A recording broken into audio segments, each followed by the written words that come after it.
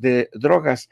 Y en un comunicado, bueno, en un readout que le llaman, que es el readout, es como el contenido de lo que se debatió ayer, se discutió ayer, se dice que el secretario de Estado Marco Rubio y la fiscal general Pam Bondi y el secretario de Defensa Pete Hegseth que al encuentro, y se habla, el secretario Rubio expresó su apreciación por las acciones de México para asegurar la frontera, incluyendo el despliegue de 10,000 guardias nacionales, así como también la incautación de toneladas de fentanilo y la expulsión, esa es la palabra que están utilizando en el Departamento de Estado, la expulsión de 29 figuras prominentes de las cárteles de la droga para que sean juzgados en Estados Unidos. Vamos a estar ante una interesante baile de términos: extracción, expulsión, entrega, pero están rehuyendo por el momento de la palabra extradición. ¿Por qué? Por lo que bien ya señala el maestro Paco, de que a la luz del tratado bilateral que de parte de México no se ha modificado, no podrían ser sentenciados a muerte. Ahora bien, regresando un poco al tema de Anabel Hernández y los argumentos que está manejado con Adela Micha, señalaba esta mañana que la presidenta de México está muy debilitada y por eso cedió a las presiones de Washington, pero no tiene ninguna lógica, porque esta decisión de enviar a los 29 se produjo precisamente ante el riesgo de que los jueces liberaran a algunos de ellos el próximo sábado, entre ellos a Caro Quintero. Hay que tener en cuenta un antecedente muy importante aquí. El 10 de agosto, fíjense bien, el 10 de agosto del año 2013, un juez federal ordenó la liberación de Caro Quintero. ¿Se acuerdan? Cuando este juez federal ordena la liberación de Caro Quintero, que tenía una pena de 40 años, es liberado cuando había cumplido ya los 28 años. Se argumenta en ese momento, ese juez que lo libera a los 28 años y no tiene por qué cumplir los 40 años porque ha habido errores en el procedimiento. Y se produce el famoso sabadazo, ¿no? Entonces lo liberan y se hace ojo de hormiga, se le pierde la pista a Caro Quintero.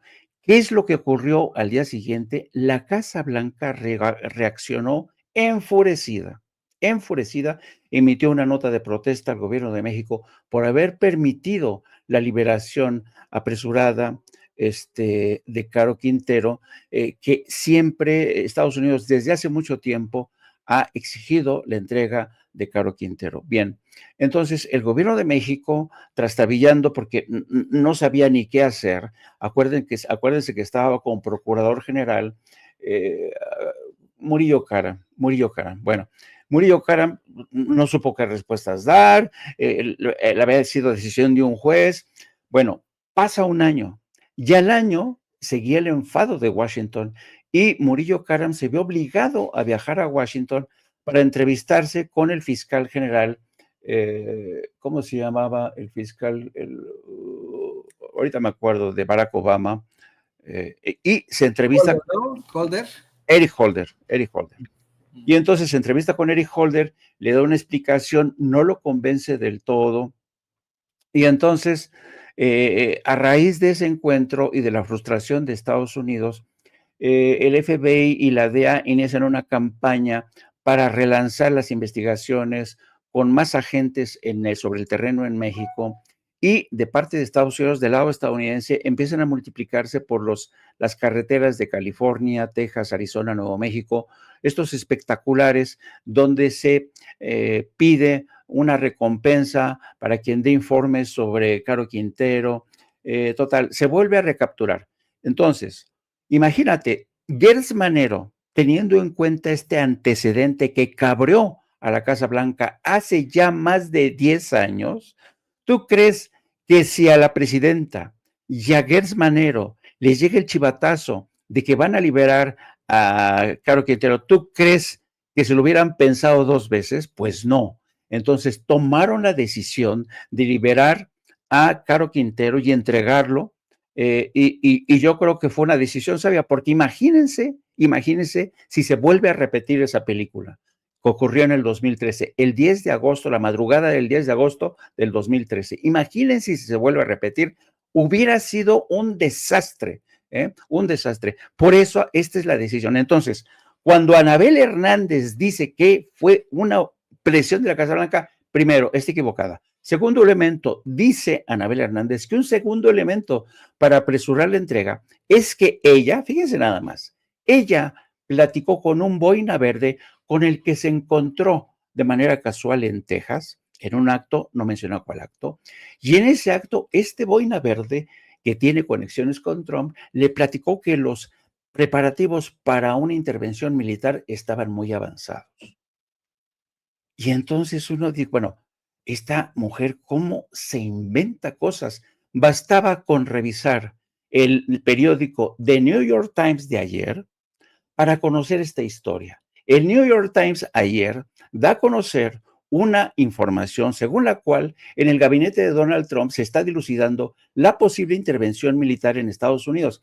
Hay una división. Por un lado está Sebastián Gorka, que es el principal asesor en materia de contraterrorismo, que está aconsejando una intervención para atacar a los cárteles de la droga. Y por otro lado está Stephen Miller, este antiinmigrante asqueroso, que dice que no es conveniente una intervención militar porque México está cooperando y es un socio estratégico, ¿no? Hay un debate en el seno de la Casa Blanca, pero la pregunta que yo me hago es la siguiente.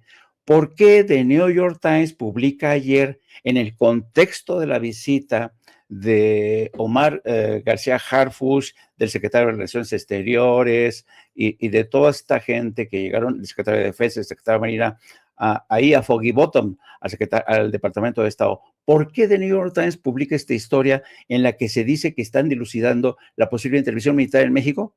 Pues para presionar en el contexto de esta visita. Pero Anabel Hernández, que evidentemente es muy posible que haya visto esta historia, ahora se saca de la manga que ella, antes que nadie, entrevistó a un boina verde que le dijo que era muy factible la intervención militar a México.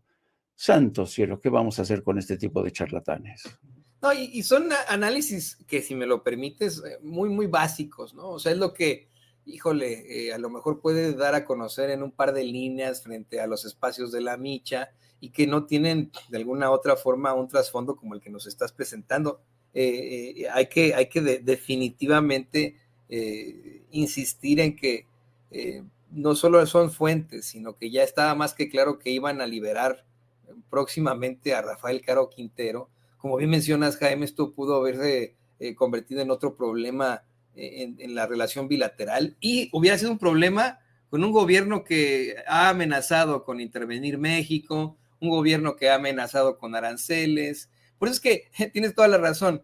Las preguntas de nuestros compañeros corresponsales de la mañanera se quedaron muy, muy cortas, ¿no? Algo decían, es que a lo mejor es por lo de los aranceles. No, no, no, señores,